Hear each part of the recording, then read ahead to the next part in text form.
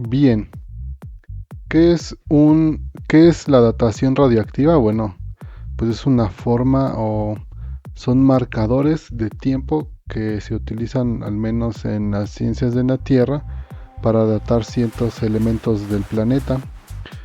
Se puede llegar a datar o a conocer la edad del planeta o de ciertos sistemas geológicos, de las rocas, de los volcanes, etcétera. Esto como pues mediante sistemas isotópicos. Los sistemas isotópicos contienen información única y los isótopos radioactivos permiten una datación de los procesos de la historia de la Tierra. ¿Qué es un sistema isotópico? Bueno, pues solamente son pares de elementos, los cuales un elemento, su núcleo o sus átomos decaen, convirtiéndose en otro elemento. Vamos a ver un poquito más adelante ejemplos de esto.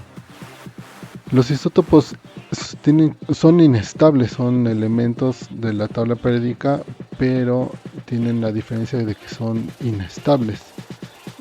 Estos isótopos inestables son útiles en geoquímica y tienen una amplia gama de constantes de desintegración, las cuales se estudian y se conocen los tiempos de desintegración, o también se les llama medias vidas o vida media más bien, y pueden ser utilizados para inferir los procesos que ocurren durante toda la era de la Tierra. Como te mencionaba, pues los isótopos se usan como marcadores de tiempo y en este sentido complementan los elementos químicos principales y sus rastros de las rocas y de los magmas. Bueno, pues el magma es la roca fundida caliente que está debajo de la corteza terrestre. El manto interno y el manto externo se componen de magma. El magma, cuando sale a la superficie, se convierte en lava, y la lava, cuando se solidifica, pues cuando se enfría, se convierte en roca. Obviamente, pues todos los elementos de la Tierra fundidos tienen elementos, todos los elementos de los que está conformado el planeta o en general el sistema solar, y pues estos elementos son los que tienen algunos isótopos radioactivos, o más bien estos elementos son radioactivos. Los estudios con isótopos derivan su energía de la existencia de supuestos pares de isótopos, como te mencionaba hace un momento. Estos isótopos son un elemento dado, y este elemento principal se llama isótopo primordial, los cuales están presentes en la Tierra desde su formación, como te decía, desde que se formó el sistema solar. Pues obviamente las estrellas están hechas de elementos. Por ejemplo, el Sol tiene en su mayoría hidrógeno y helio. Generan, bueno, estos isótopos primordiales, estos isótopos se pueden llamar también el isótopo padre, y de ahí se deriva un isótopo hijo, producido exactamente como te mencionaba por la desintegración, una desintegración radioactiva o una desintegración del núcleo del átomo del elemento a una tasa conocida. O sea, se estudia esta tasa o se tiene el conocimiento de esta tasa o de esta razón en la cual se descompone a lo largo del tiempo geológico. En este caso, la composición isotópica de estos pares de isótopos, de estos pares de elementos en diferentes depósitos terrestres. Por ejemplo, un depósito terrestre puede ser la atmósfera, otro depósito terrestre puede ser el océano, en las diferentes partes también de la corteza, o sea, del suelo de los continentes, del suelo oceánico, o del mismo océano, del agua del océano. El manto también, como te comentaba, el manto, el magma del manto, también puede ser un depósito, o se puede manejar como un depósito. estos depósitos pues son una función o se pueden estudiar en estos depósitos cómo se fue transportando y cómo se fueron mezclando los elementos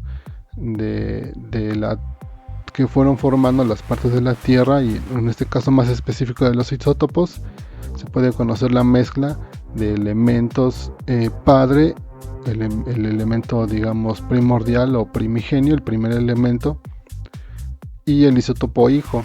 El isótopo hijo pues es el que deriva del primer isótopo. Entonces cuando el primer isótopo se empieza a desintegrar, cuando termina su tiempo de desintegración, digamos, se convierte en un isótopo hijo.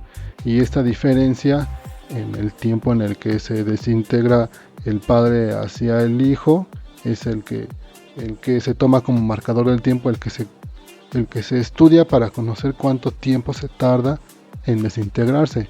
Eso es lo que hace la datación radioactiva, conocer este tiempo en el que se desintegran los elementos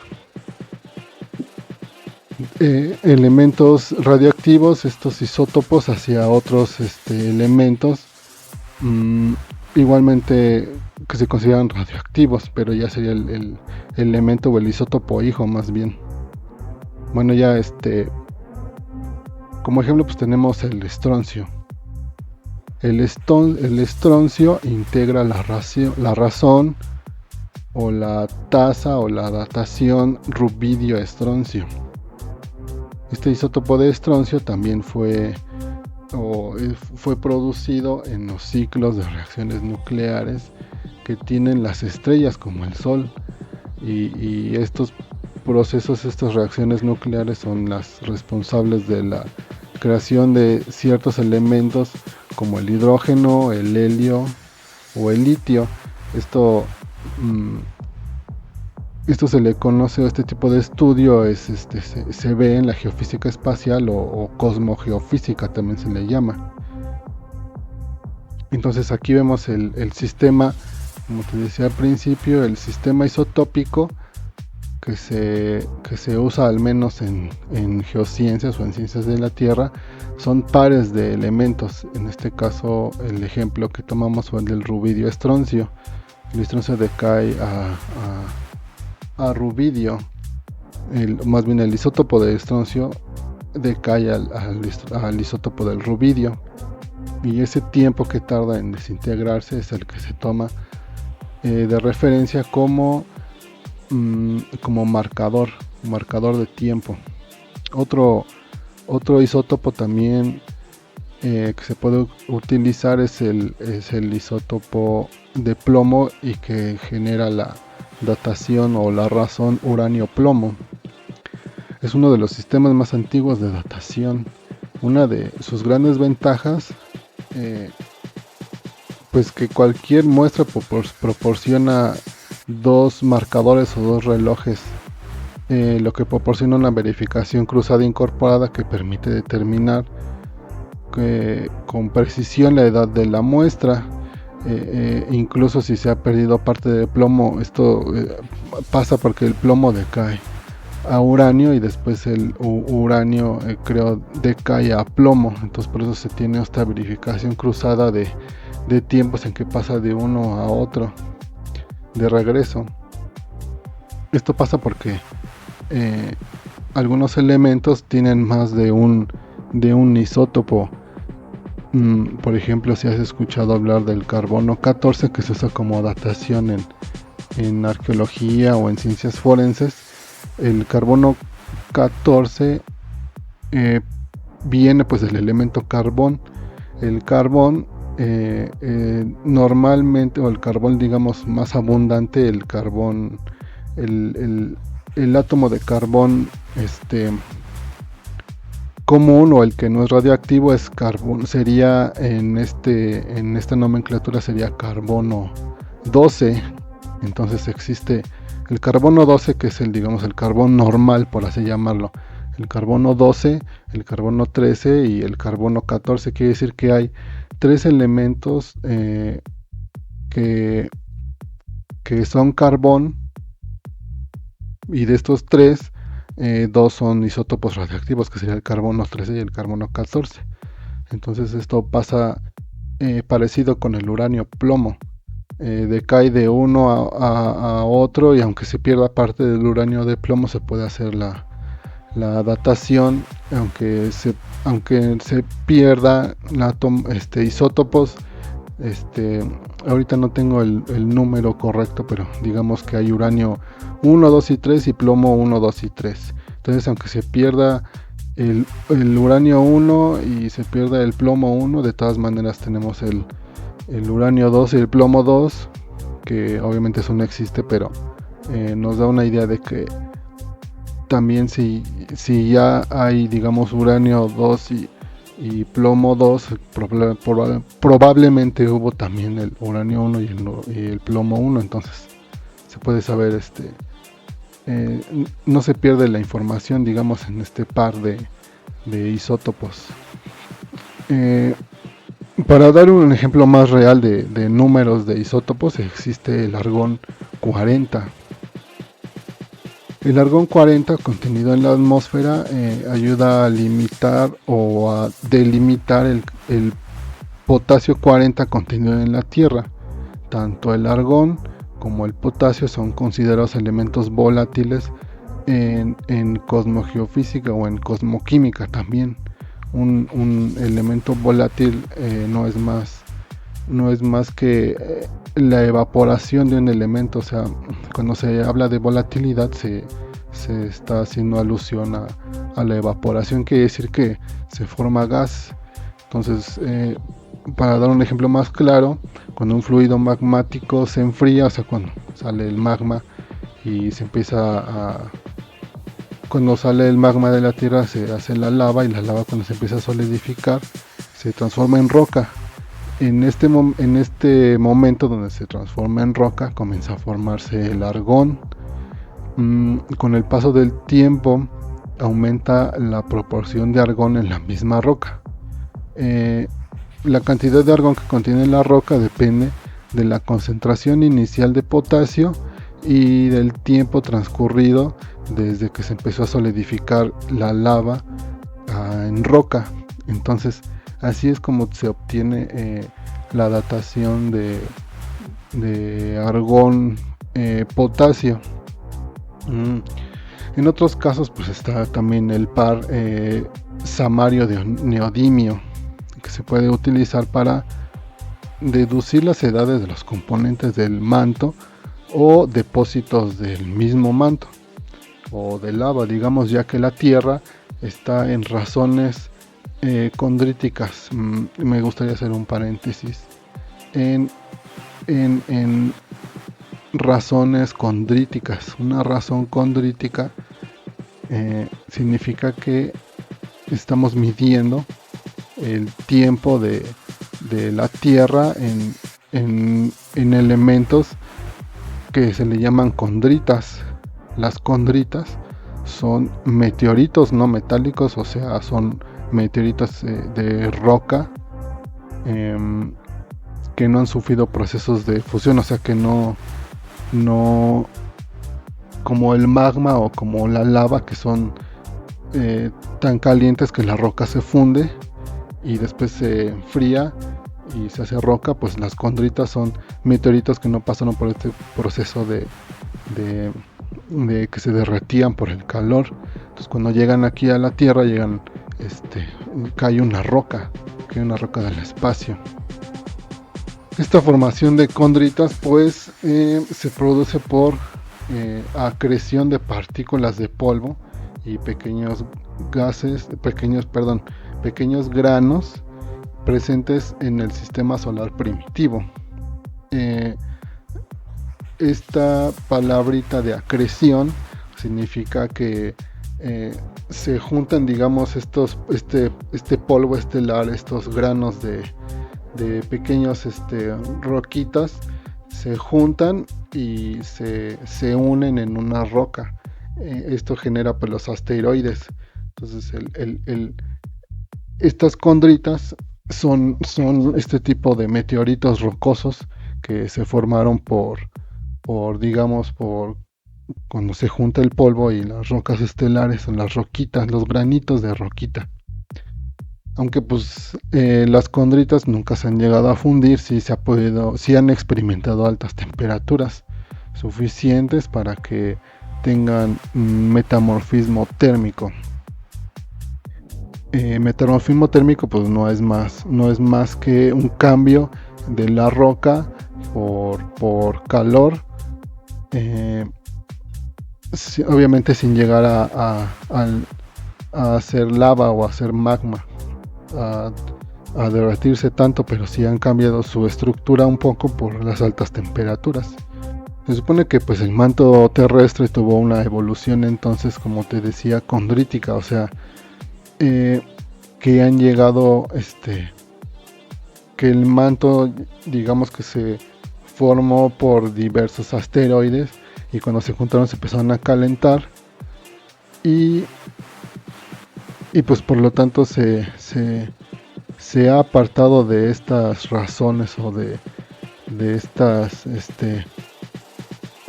de estas concentraciones iniciales de neodimio, lo que puede proporcionar una información sobre la edad de una roca en particular o de un yacimiento, el cual este yacimiento se haya separado del manto en el pasado de la Tierra.